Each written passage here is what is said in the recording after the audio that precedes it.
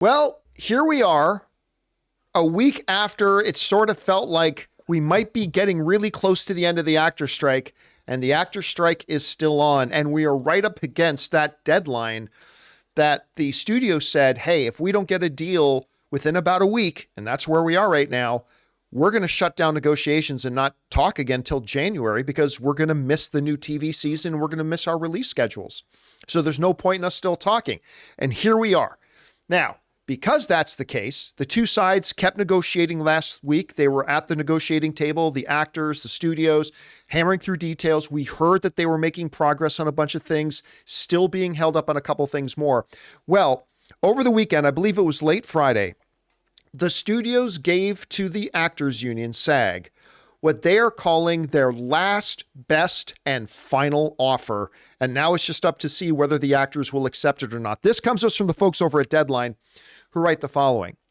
Following a brief virtual meeting with CEOs on Saturday, guild leaders continue today to look over the so-called last, best, and final offer the studios put on the table on Friday. Guild brass, including National Executive Director and Chief Negotiator Duncan Crabtree, Ireland, started their day around 10 a.m. going over the document the studio executives perhaps hyperbolically termed historic.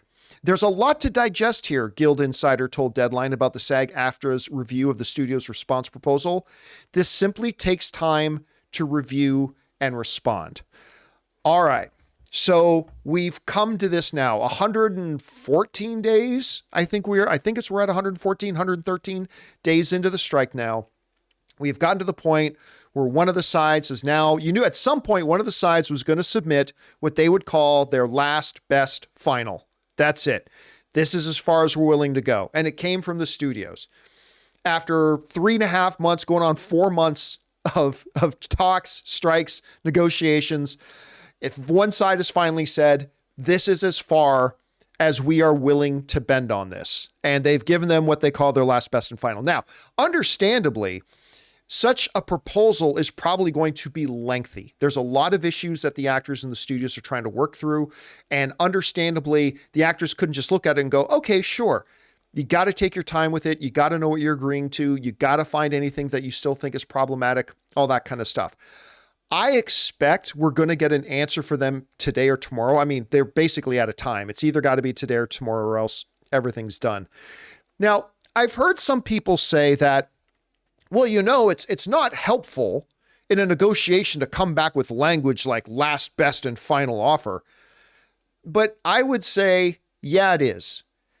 It's not like the AMPTP, the studios here, or SAG for that matter, came to the table like 5 days into negotiating and said last, best, and final. We are going on 4 months that the industry has been shut down.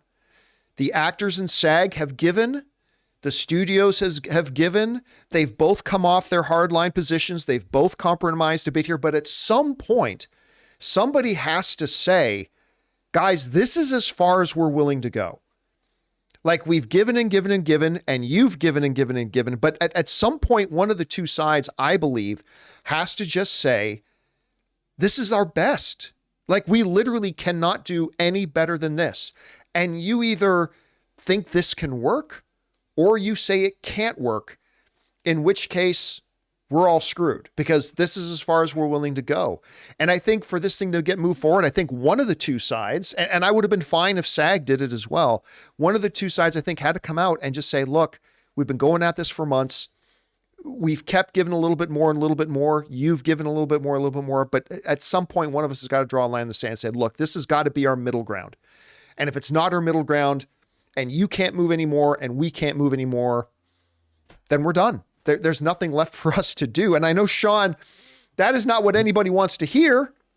But if one side doesn't at some point say, this is good as it gets, then we're talking until March.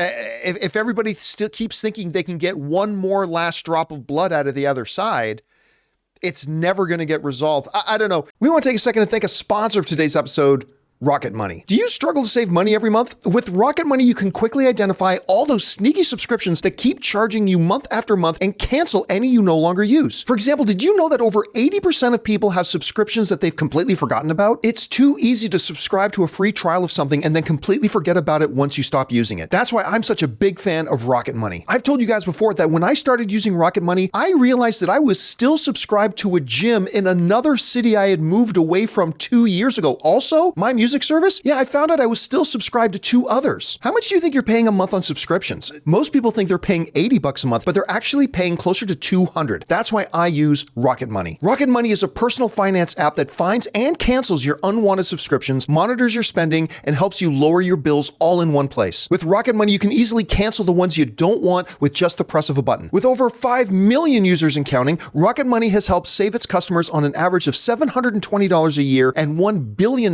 in total savings so far. So stop wasting money on things you don't use. Cancel your unwanted subscriptions and manage your money the easy way by going to rocketmoney.com/Campea. That's rocketmoney.com/Campea. rocketmoney.com/Campea.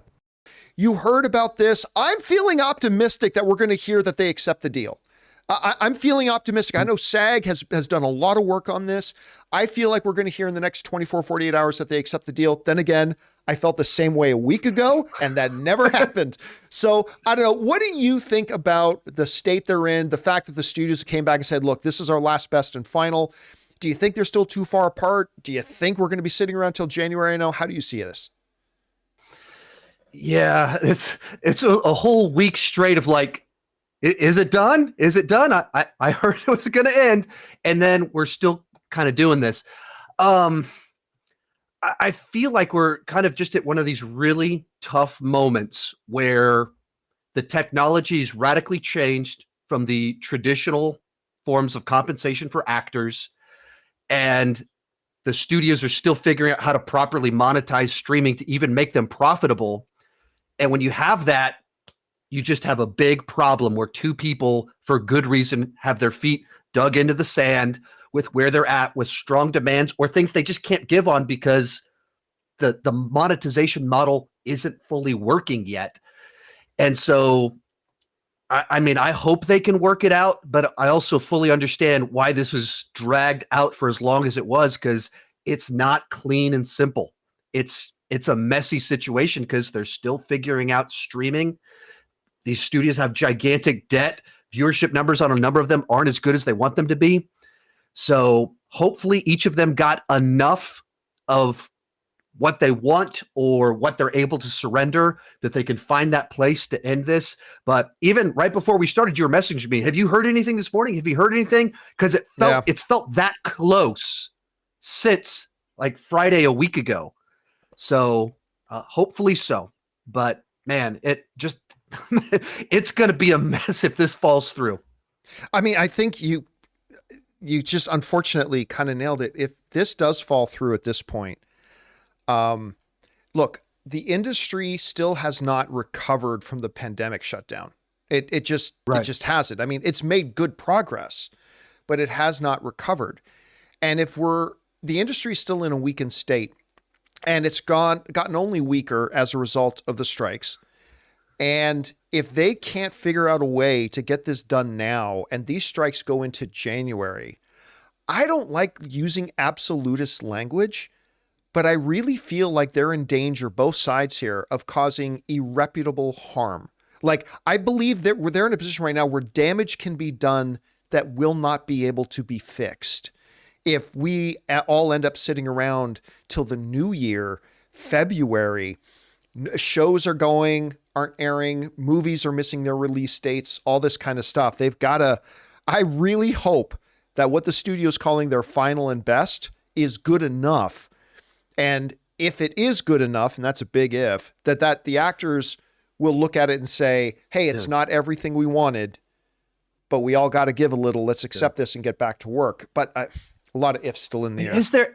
Has there ever been a time where there's been two disruptive events this close together, where COVID stopped movies for months and this stopped production between the writers and and actors for 6 months? Has there ever been two different disruptions this close together? I don't even know if a world war did it. Like I remember like it took a world war to like postpone an Oscars, but I think they kept making movies, and it's this is unprecedented ground we're at. So let's hope this thing gets done. Hey guys, thanks so much for watching this video. Make sure you like the video, leave a comment, and subscribe to our channel. And don't forget, we have a daily podcast called the John Campea Show podcast, available on Apple Podcasts, Spotify, or your favorite podcasting app of choice. Go and subscribe to it today so it'll be there when you need it.